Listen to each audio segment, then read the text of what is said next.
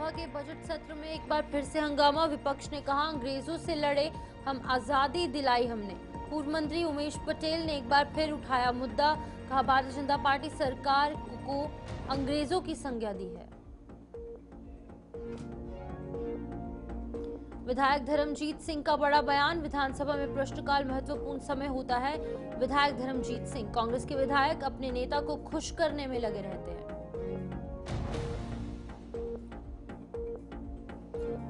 पूर्व मुख्यमंत्री भूपेश बघेल के घर पर ईडी की रेड, पवन खेड़ा ने कहा भारतीय जनता पार्टी को समझ लेना चाहिए कि वो कांग्रेस को नहीं रोक पाएंगे।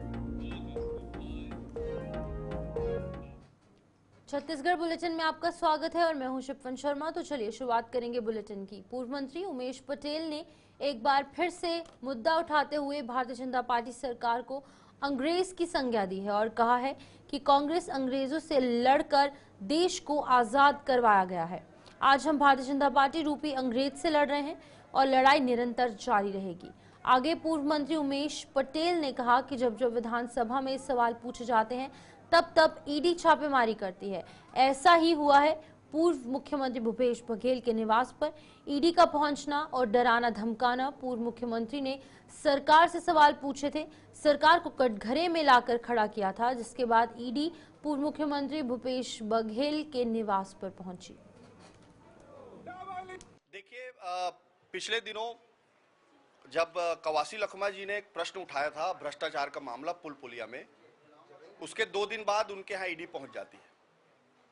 शुक्रवार को आखिरी सदन था उस दिन माननीय मुख्यमंत्री जी प्रधानमंत्री आवास का प्रश्न उठाते हैं। उसके 2 दिन नहीं होता है कि उनके यहाँ ईडी पहुंच जाती है।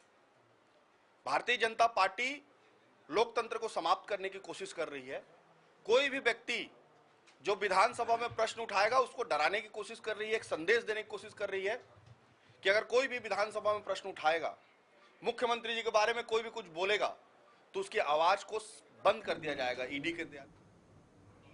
विधानसभा में प्रश्नकाल महत्वपूर्ण समय होता है जब आप अपनी स्थानीय मुद्दों पर प्रश्न जो है वो उठा सकते हैं और प्रश्नकाल के वक्त रख सकते हैं, मगर अपने नेता को खुश करने के लिए विधायक अपने कर्तव्य भूल जाते हैं और अनग्रह बातों को लेकर बॉयकॉट करते हैं, जिसकी वजह से उन्हें निलंबित किया गया। विधानसभा अध्यक्ष ने आग्रह किया कि आप सदन चलने दें और प्रश्नकाल के बाद आपके मुद्दों को भी सुना जाएगा, मगर कांग्रेस के विधायक अपने नेता को खुश करने में लगे रहते हैं, जिनको लेकर कि अब ऐसा कदम उठाना पड़ा। उनको जनता से कोई सरोकार नहीं है, जनता की समस्या को पटल पर रखना ही नहीं चाहते, वो केवल अपने नेता को खुश करना चाहते हैं, जिसकी वजह से लगातार सदन की कार्रवाई को बाधित करते हैं।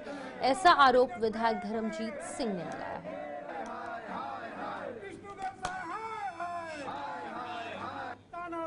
नहीं चलेगी, नहीं चलेगी, नहीं चलेगी, नहीं चलेगी। डबल इंजन फेल है। छत्तीसगढ़ की विधानसभा में कांग्रेस पार्टी बहुत गैर जिम्मेदाराना तरीके से अपने दायित्वों का निर्वहन कर रही है, जिसे बहुत गंभीरता से विपक्ष के दायित्व का निर्वहन करना चाहिए। यहाँ की कुछ परंपराएं हैं, नियम हैं, व्यवस्थाएं हैं, जिसके अंतर्गत ही हम अपनी बात उठा सकते हैं और कर सकते हैं। प्रश्नकाल सिर्फ प्रदेश की जनता के कई समस्याओं के सवालों का जवाब लेने का मंच समय होता है और इसके लिए करोड़ों रुपए का खर्च होता है, लेकिन वो कोई छापे वापे की बात करके हंगामा शुरू कर दिए। अध्यक्ष जी ने उनसे कहा कि मैं आपको अवसर दूंगा, प्रश्नकाल को व्यवस्थित और शांतिपूर्वक चलने दीजिए, लेकिन वो लोग उसको माने नहीं और गर्भगृह के अंदर आकर के नारेबाजी कर रहे हैं, जिससे प्रश्नकाल भी बाधित हुआ है और ये परंपराओं को तोड़ भी रहा है। ऐसी कोई परंपरा नहीं है कि क्वेश्चन आवर में कोई भी मुद्दा नहीं उठता सिवा क्वेश्चन के।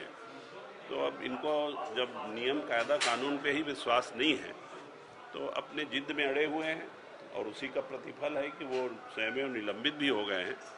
और वो कानून और कायदे का पालन करना तो कांग्रेस पार्टी के सिद्धांत और नियम और प्रक्रिया में तो है ही नहीं। देखिए, कोई छापे वापे की बात कर रहे थे, वो क्या चाह रहे हैं ये तो वो बताएंगे, लेकिन प्रश्नकाल में चाहे कितनी भी बड़ी कोई भी घटना हो या बात हो, प्रश्नकाल में उठाने का कोई न नियम है, न व्यवस्था है और न परंपरा है।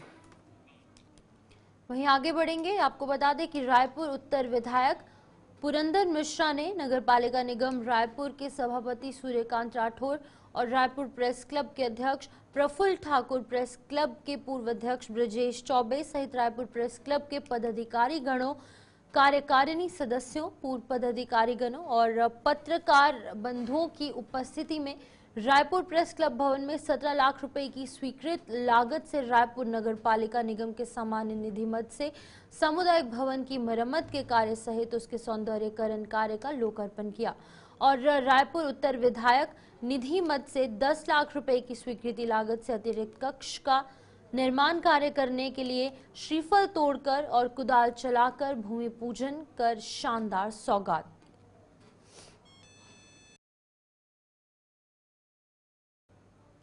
पूर्व मुख्यमंत्री भूपेश बघेल के घर पर ईडी द्वारा रेड पर पवन खेड़ा का बयान सामने आया है।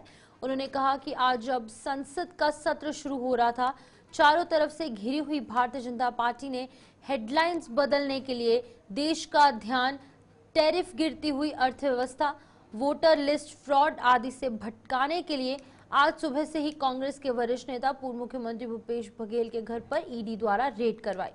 भाजपा को समझ लेना चाहिए कि वो न कांग्रेस को रोक पाएगी और न हमारे किसी भी नेता को रोक पाएगी और न डरा धमका पाएगी और न ही हम डरेंगे। सुबह से आज 6:30 बजे से भिलाई में भूपेश बघेल जी के यहाँ ईडी की रेड हो रही है। कोई हैरानी की बात नहीं है। विपक्ष के यहाँ ईडी को ही भेजने का एक परंपरा भारतीय जनता पार्टी ने शुरू कर रखी है। यह रेड किस केस में है किसी को नहीं मालूम, क्यों हो रही है नहीं मालूम। आज से कुछ दिनों पहले कोर्ट ने सीबीआई का एक केस जो बघेल साहब के खिलाफ था उसको खारिज कर दिया था। कोई केस बघेल साहब के खिलाफ अभी नहीं है, लेकिन फिर भी आज ईडी की रेड उनके यहाँ हो रही है। हो सकता है आज संसद का सत्र शुरू हो रहा है, बीजेपी को जो चारों तरफ से घिरी हुई है उन्हें एक डिस्ट्रैक्शन चाहिए, ध्यान हटाना है, हेडलाइंस बदलनी है। ये उसी का एक षड्यंत्र बिल्कुल संभव है। यह भी हो सकता है कि क्योंकि भूपेश बघेल जी अब पंजाब में अपनी राजनीतिक गतिविधियां शुरू कर रहे हैं, प्रभारी बने हैं, तो उनको वहां डिस्टर्ब करने की कोशिश की जा रही हो। जो भी हो, कांग्रेस महासचिव और छत्तीसगढ़ के पूर्व मुख्यमंत्री भूपेश बघेल के घर पर प्रवर्तन निदेशालय ने सुबह रेड की। केंद्रीय जांच एजेंसी ने राज्य भर में कुल 14 स्थानों पर छापेमारी की, जिसमें चैतन्य बघेल के ठिकाने शामिल है। ये कार्रवाई कथित आर्थिक अनियमितताओं और मनी लॉन्ड्रिंग से जुड़े मामलों को लेकर की जा रही है। उनके बेटे चैतन्य बघेल के यहाँ पर भी सर्च ऑपरेशन जारी है। जांच एजेंसी के सूत्र के मुताबिक ये सर्च ऑपरेशन छत्तीसगढ़ में हुए शराब घोटाले से जुड़े मामले में किया गया। छत्तीसगढ़ में हुई ये शराब घोटाले से जुड़ा मामला करीब 2161 करोड़ का है। इस मामले में अब तक कई चर्चित अधिकारियों और एक पूर्व मंत्री की भी गिरफ्तारी हो चुकी है, लेकिन अब जैसे जैसे तफ्तीश का दायरा आगे बढ़ रहा है, कई लोगों की मुश्किलें बढ़ती नजर आ रही हैं।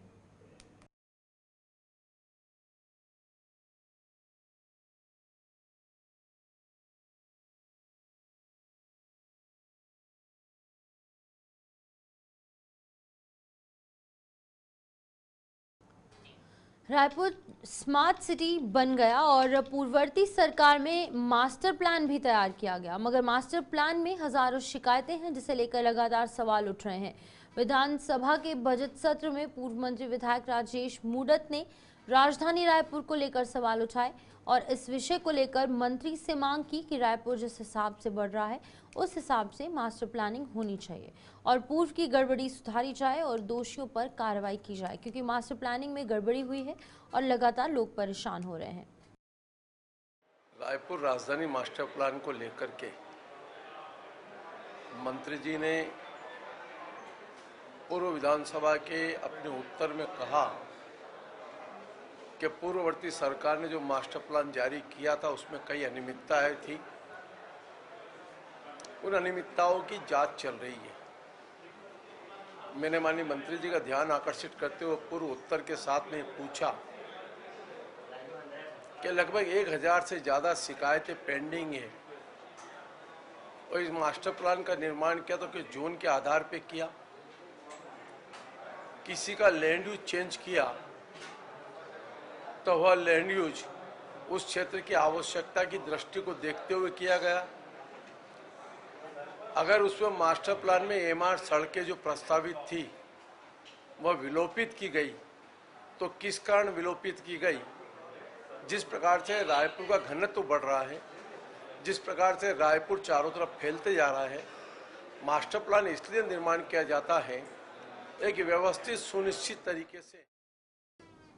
वरिष्ठ पुलिस अधिकारी पुलिस अधीक्षक राजनांदगांव मोहित गर्ग और अति पुलिस अधीक्षक महोदय राहुल देव शर्मा और पुलिस अनुविभागीय अधिकारी डोंगरगढ़ आशीष कुंजाम के दिशा निर्देश में थाना के विभिन्न प्रकरणों को जब्त किया और ऐसे लंबित माल को जो न्यायालय से निराकृत हो गया है, ऐसे प्रकरणों में जब्त सामग्रियों का नष्टीकरण अभियान चलाया जा रहा है। इस अभियान के तहत थाना डोंगरगढ़ में निराकृत आबकारी के 45 प्रकरणों में जब्त देशी विदेशी कच्ची महुआ मूल्यहीन शराब कुल मात्रा यहां पर लगभग 270 बल्क लीटर और अन्य 27 मामलों में जब्त विभिन्न प्रकार के लाठी डंडा और अन्य मूल्यहीन सामग्री को अपर सत्र न्यायाधीश महोदय डोंगरगढ़ के समक्ष न्यायालय परिसर में नष्टीकरण किया गया। तो चलिए फिलहाल बुलेटिन में इतना ही, दीजिए इजाजत, नमस्कार।